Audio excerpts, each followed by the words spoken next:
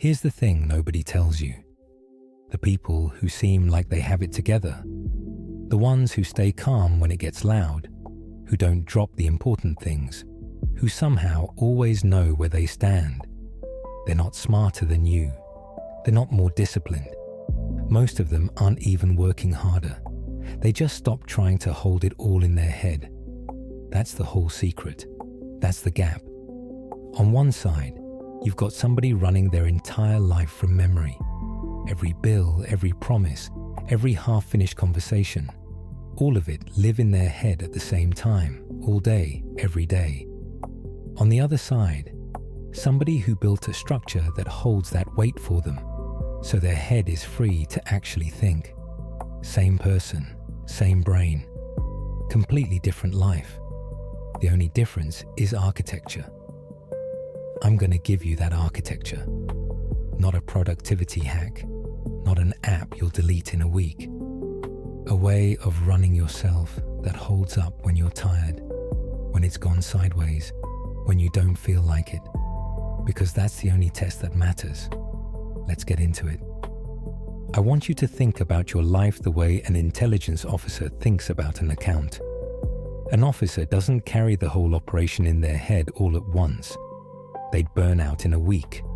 Instead, everything gets divided into compartments. Each one has its own file, its own rules, its own time set aside to deal with it. When you're working one compartment, you're in it, fully.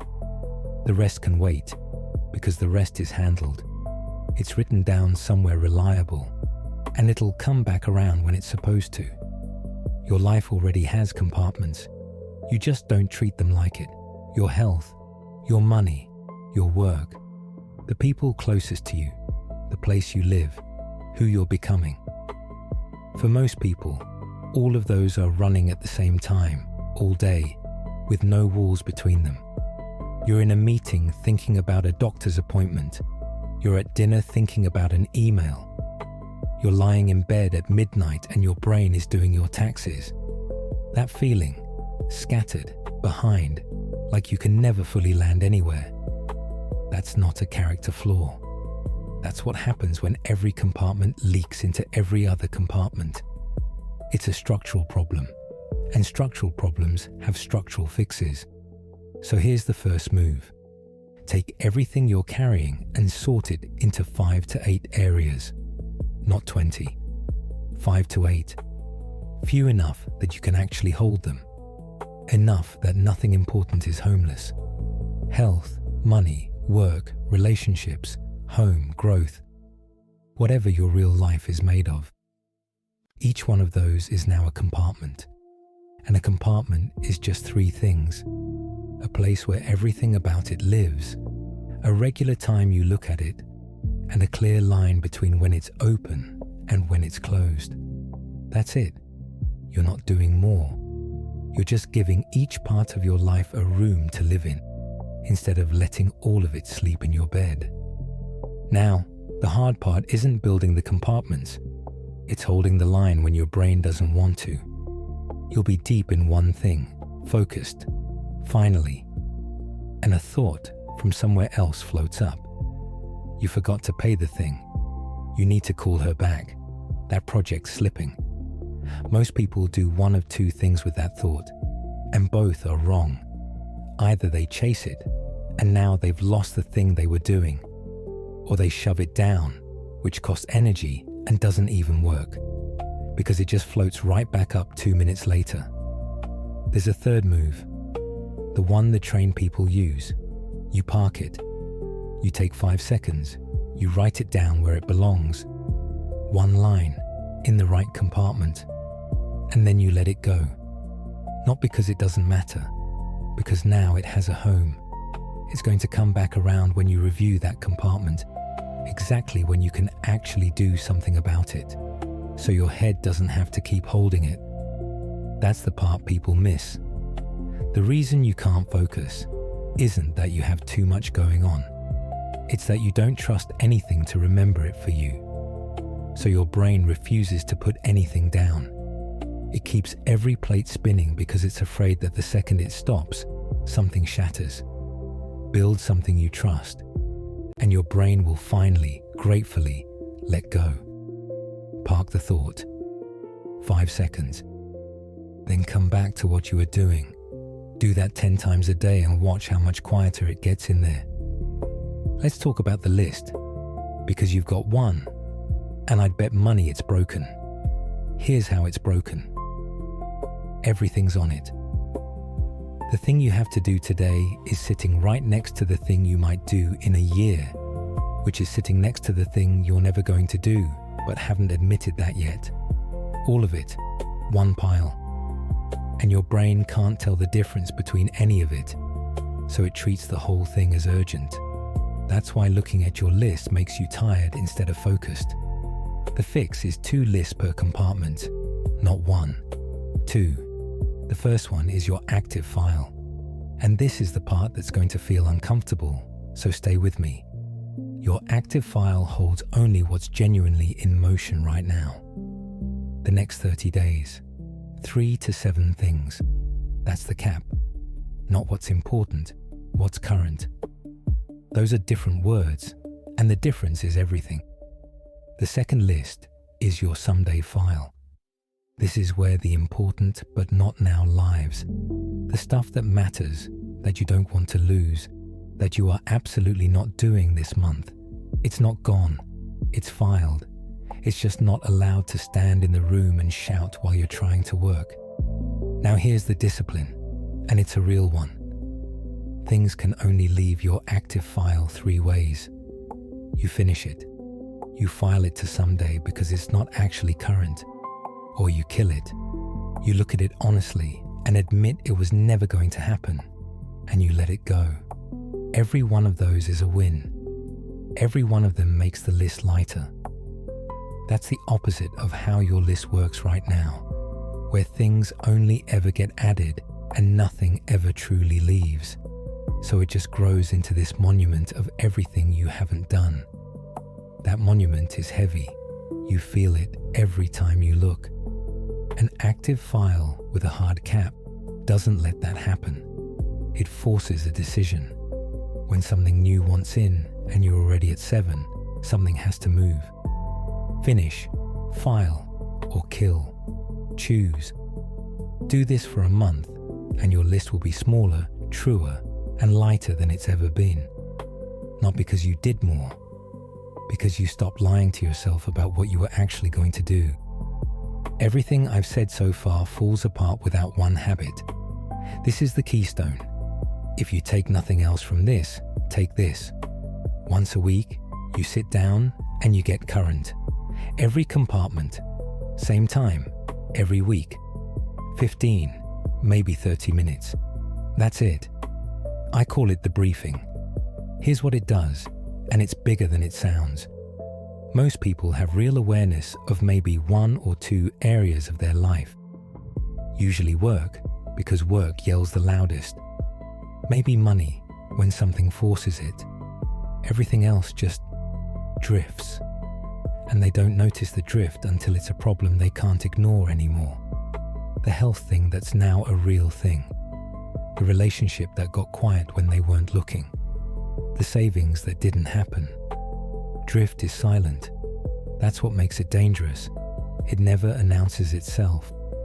By the time something is loud enough to grab your attention, it's already been moving in the wrong direction for a long time. The weekly briefing is how you catch drift while it's still small. You go compartment by compartment in order, and for each one you do 4 things. You update the active file. What got done, what's new, what needs to move out. You note what changed since last week. You write one honest line about where it actually stands, and you pick the 1 or 2 most important moves for the week ahead, 2 or 3 at the most. That's the whole thing. It's not complicated. The power was never in complexity. The power is that it happens every week. 50-something times a year, you look every part of your life in the eye. Nothing gets to drift in the dark because there is no dark anymore. You're looking. Now, one thing about that honest line, because this is where most people quietly cheat. There's a pull when you're reviewing your own life to write down the version that feels better instead of the version that's true, to round the money up, to call the relationship fine because the real word would mean a hard conversation, to say the health thing is okay because looking straight at it would mean you have to do something. I need you to understand. Information you've softened to protect your feelings is useless. You can comfort yourself, or you can have something real to work with. You cannot do both with the same sentence. An officer who files the comfortable version instead of the true one isn't doing their job. They're writing fiction, and people make decisions on that fiction. Your stakes are lower, but the rule holds exactly. Tell yourself the truth in the briefing, even when it's the last thing you want to write, especially then. That's the entire point of having one. Let me ask you something. What happens in your life when you don't decide? Because something does. When you haven't planned dinner, you still eat something.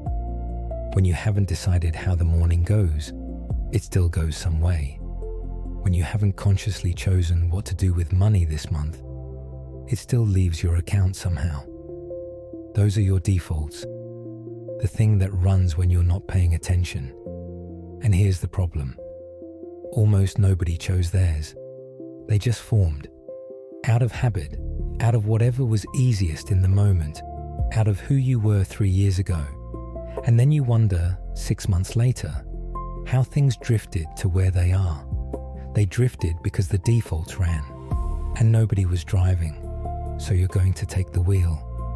For each compartment, you decide, ahead of time, in a calm moment, 3 things. What should run on a normal week? Not your best week, when you're motivated and everything's clicking. A normal, ordinary, nothing special Wednesday. What's the baseline? Then, what's the minimum, the floor?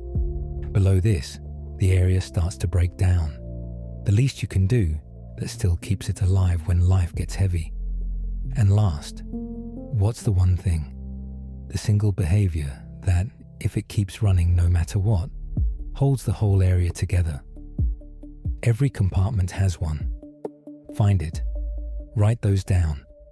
That's your standard for that part of your life. Now, when the moment comes and you haven't got the energy to decide, and that moment always comes, you don't have to decide. You already did, back when you were thinking clearly. The default just runs, and it's a default you chose, pointed where you wanted to go. 2 things happen when you do this. You make fewer decisions, so you've got more left for the things that actually need fresh thinking. And slowly, the gap closes between the life you mean to live and the life you're actually living. Because the ordinary moments, which is most of them, are finally running on purpose instead of by accident. Review these twice a year. People change. Make sure the defaults still fit the person you actually are now. The briefing sets the week, but you don't live in weeks. You live in days. So there's one more move, and it's small, and it's daily. Every morning, before the day gets its hands on you, you look at the week's priorities and you pick 1 to 3 things. The things that, if they actually happen today, move something that matters. Not everything. 1 to 3. Write them down. I call those your orders, and I want you to treat them like orders. Not a wish list you abandon the second something louder shows up. These are the decisions you made when you were thinking clearly about what matters. Your job, when the day gets noisy, is to honor them anyway. That's it. That's the discipline. And it's the one that actually separates the people who run their lives from the people whose lives run them. Not the system. This. The ability to look at a day that just got harder than you planned and still do the thing you decided mattered, instead of spending the whole day reacting to whatever showed up at your door. Nobody's born able to do that.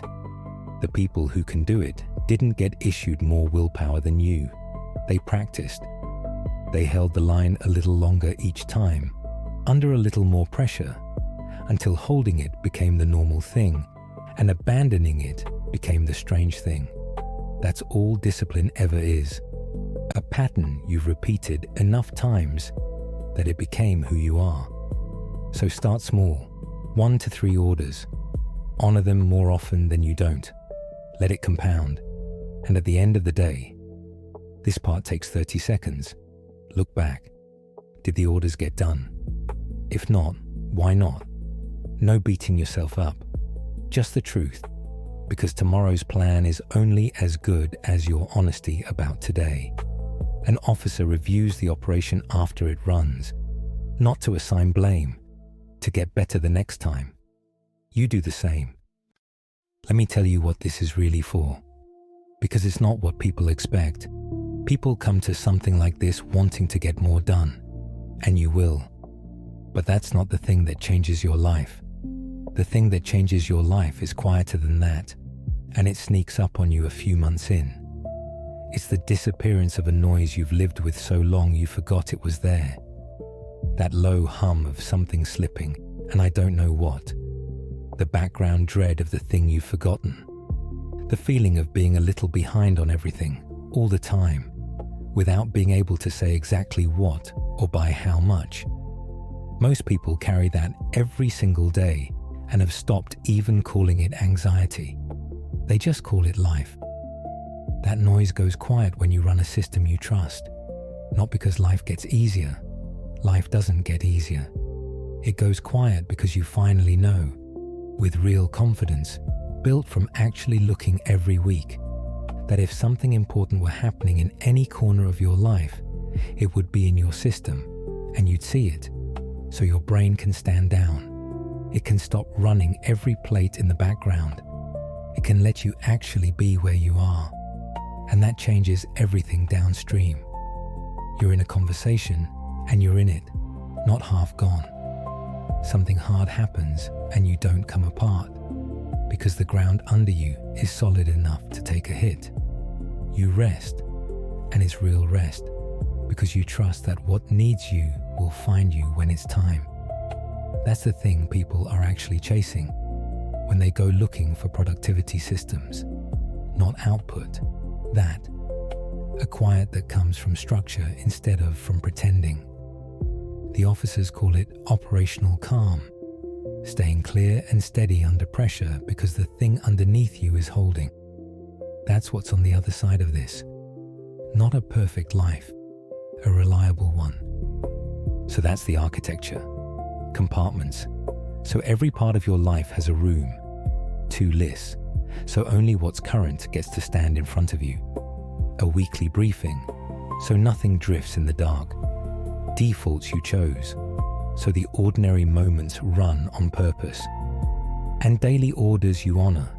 So clear decisions survive contact with a loud day. It works. Not because it's clever. It isn't. It works because it's built around how your attention actually behaves instead of how you keep wishing it would. One last thing, and then I'll let you go. The goal here was never to be perfect. Perfect is for good days. Perfect falls apart the first time life doesn't cooperate. The goal is to be reliable, to hold steady on the bad days too, when you're tired and it's gone wrong and you'd rather be anywhere else. That kind of reliability comes from exactly one place: consistency. The briefing that happens even when you don't feel it. The 5 minutes every morning. The thought you park instead of carry. Small, boring, unglamorous maintenance. That's it. That's the whole game. The people who build something impressive and then watch it fall apart didn't fail at building. They failed at maintenance. They treated it like a thing you finish instead of a thing you keep alive. Don't do that. What you're building here is alive. Treat it like it. Start with one compartment, the one you've been avoiding the longest. You already know which one it is, the one you keep not looking at because looking would mean deciding something. Start there. Give it a room. Tell yourself the truth about it this week. That's the first move. Everything else follows. Operate with precision. Trust the system you built and stay steady, especially when steady is the hard thing to be. I'll see you around.